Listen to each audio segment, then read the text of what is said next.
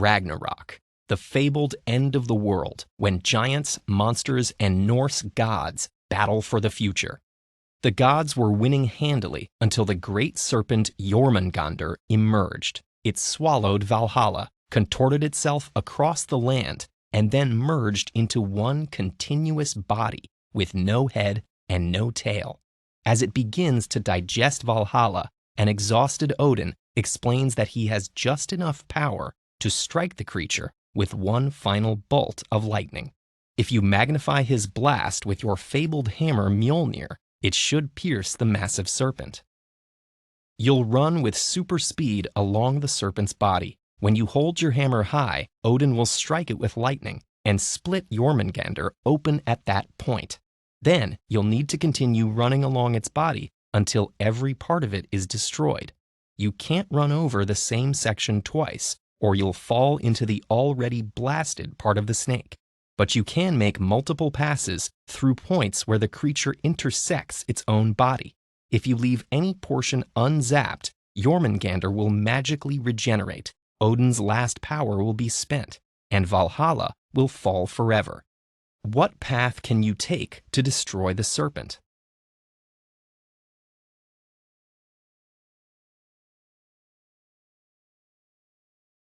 One powerful way to solve problems is to simplify, and in this case, we can focus our attention on the two things that are important for our path: intersections and the stretches of snake between them, or as they're referred to in graph theory, nodes and edges.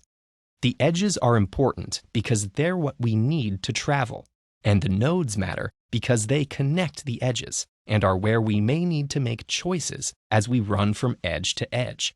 This simplification into nodes and edges leaves us with a ubiquitous and important mathematical object known as a graph, or network. We just need to figure out how to travel what mathematicians call an Eulerian path, which traces every edge exactly once.